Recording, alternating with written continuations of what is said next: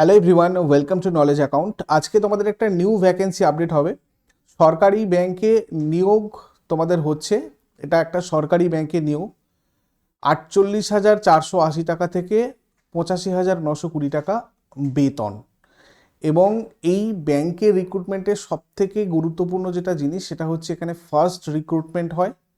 তো এতে কি কি সিলেবাস রয়েছে, কি কি পড়তে হয়, কত শিক্ষাগত যোগ্যতা লাগছে, কি কি বয়স লাগছে, অভিজ্ঞতার ব্যাপার আছে কি না, এই সমস্ত কিছু আমরা ডিটেলসে দেখে নেব। দেখো, প্রথমত এই বিজ্ঞপ্তিটা 30/3/2026 প্রকাশিত হয়েছে।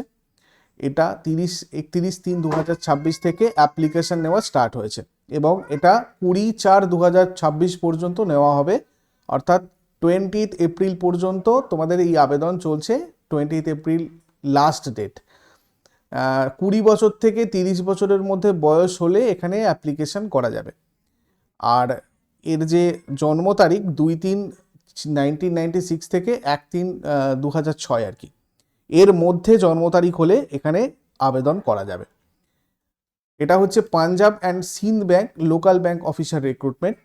এই পাঞ্জাব অ্যান্ড সিন্ধ ব্যাংকটা একটা ন্যাশনালাইজড ব্যাংক, সেই জন্য আমি তোমাদেরকে এটা বললাম কি এটা একটা রাষ্ট্রায়ত্ত ব্যাংক, একটা সরকারি ব্যাংক কিন্তু। কেমন? আচ্ছা, এরপর যেটা দেখার সেটা হচ্ছে ভ্যাকেন্সি কোথায় কত আছে। দেখো, এখানে বিভিন্ন স্টেটে ভ্যাকেন্সি রয়েছে, কিন্তু এর মধ্যে যারা যারা পশ্চিমবঙ্গ থেকে এই ভিডিও দেখছো, ওয়েস্ট বেঙ্গল, তাদের জন্য ভ্যাকেন্সি রয়েছে। আমি তোমাদেরকে দেখিয়ে দিই। আমাদের ওয়েস্ট বেঙ্গলে ভ্যাকেন্সি আছে 30টা। তো এখানে কম্পিটিশন খুব কম।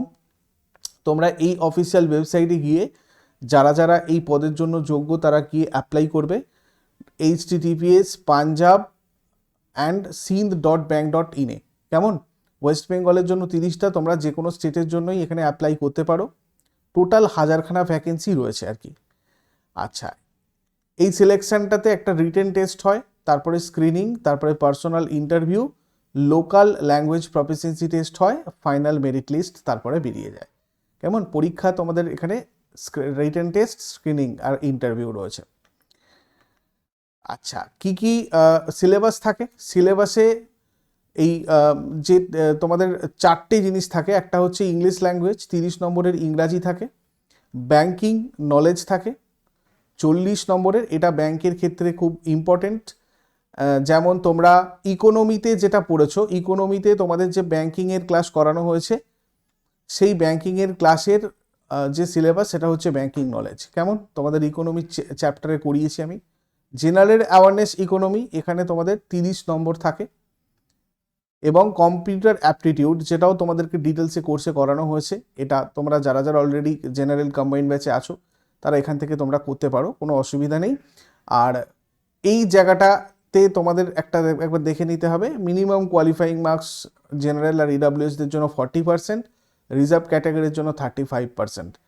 তো ব্যাপারটা তো এটা নয় আমাদের কাট অফ কত কি যাচ্ছে মেরিট লিস্ট থেকে সেটা বিচার হয়। যাই হোক, final selection on the basis of written test 70%, personal interview 30% আর লোকাল ল্যাঙ্গুয়েজ প্রফিসিয়েন্সি ম্যান্ডেটরি, এগুলো তোমাদের রয়েছে ব্যাপারটা।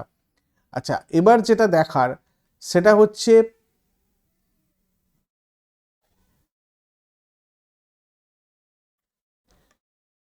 এসসি এসটি আর পিডব্লিউবিডি প্রার্থীদের জন্য 100 টাকা দিয়ে তোমরা ফর্মটা ফিল আপ করতে পারবে, তার সাথে ট্যাক্স আর গেটওয়ে চার্জ তো থাকবেই। আর জেনারেল ইডাব্লিউএস ওবিসি প্রার্থীরা 850 টাকা প্লাস ট্যাক্স দিয়ে এই ফর্ম ফিল আপ করতে পারবে। এছাড়া শিক্ষাগত যোগ্যতা যেটা তোমাদের লাগবে সেটা হচ্ছে ভারত সরকার স্বীকৃত যে কোনো বিশ্ববিদ্যালয় থেকে যে কোনো বিষয়ে স্নাতক অর্থাৎ গ্র্যাজুয়েশন বা ডিগ্রি থাকতে হবে। আর এখানে একটা অভিজ্ঞতার ব্যাপার আছে, যে কোনো শিডিউল কমার্শিয়াল ব্যাংক বা রিজিওনাল রুরাল ব্যাংকে অফিসার হিসাবে ন্যূনতম 18 মাসের কাজের অভিজ্ঞতা থাকতে হবে।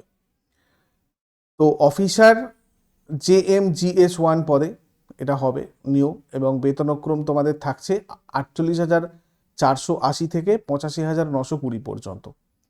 ইনক্রিমেন্ট তো তার সাথে রয়েইছে।